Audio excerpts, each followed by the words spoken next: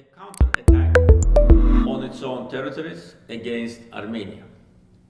During 44 days, armed forces of Armenia heavily shelled cities situated along the front line, namely Agdam, Ağcabədi, Beylagan, Daşkesan, Füzuli, Goranboy, Terter. Armenia also fired at Ganja, Berda, Mingechevir, Gebele, Siazen, Hızı, and other cities situated far away from the former front line. One of missiles was intercepted by Azerbaijani air defense forces in Hızı, close to Baku, which shows that the capital city Baku was also target of Armenian missile attack. Armenia was using ballistic missiles like Scud and Iskender-M, as well as forbidden white phosphorus and cluster munitions. These war crimes of Armenia resulted in more than 100 civilians, including 11 children being killed, more than 450 wounded. More than 12,000 civilian infrastructures, including private houses in Azerbaijan, have been destroyed or severely damaged.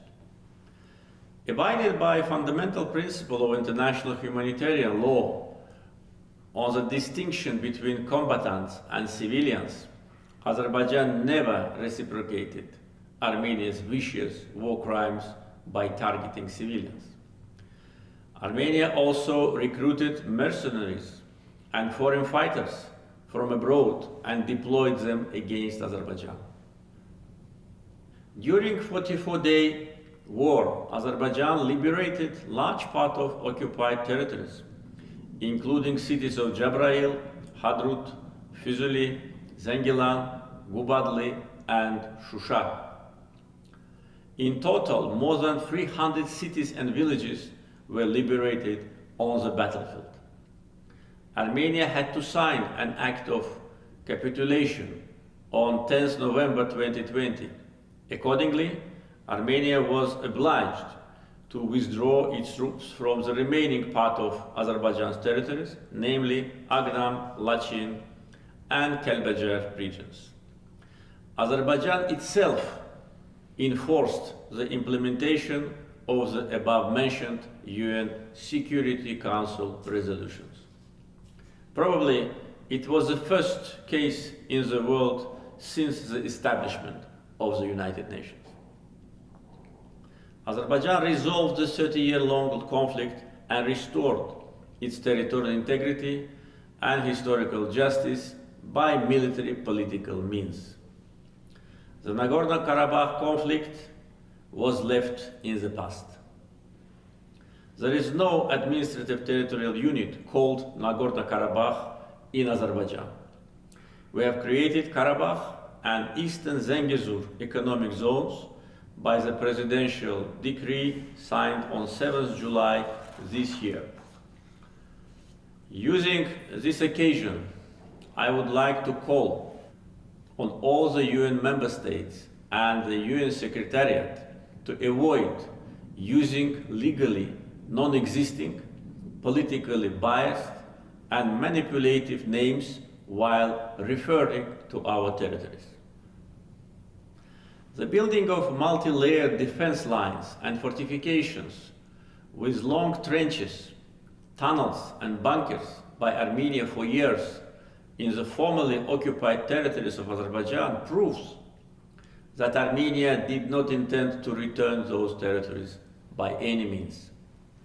During almost 30-year-long occupation, Armenia has deliberately destroyed cities and villages, looted and plundered all cultural and religious sites of Azerbaijan, turning them into the textbook example of urbicide and culturicide. After the Second World War, probably annihilation of cities in such a magnitude has not happened anywhere else in the world. 9 Azerbaijani cities and hundreds of villages have been barbarically wiped out by Armenia. Armenia attempted to erase the traces of Azerbaijani people living in these territories for centuries.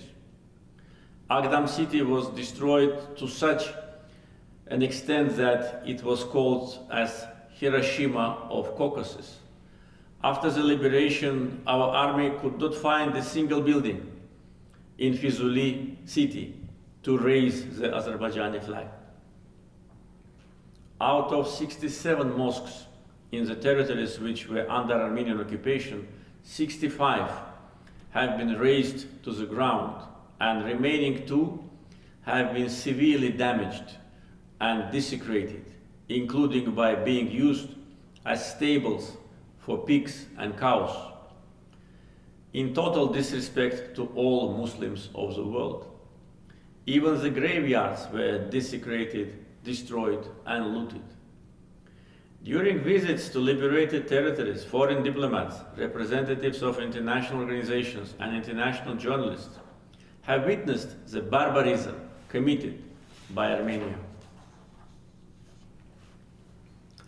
The facts of the full destruction of cities and villages, including the cultural and religious heritage sites of Azerbaijani people, has been widely documented and broadcasted by international media and independent experts. Each delegation in the United Nations has been provided with an illustrative book which contains brief information and photos of our towns and villages before and after the occupation. It reflects the total destruction of religious and historic monuments of Azerbaijan.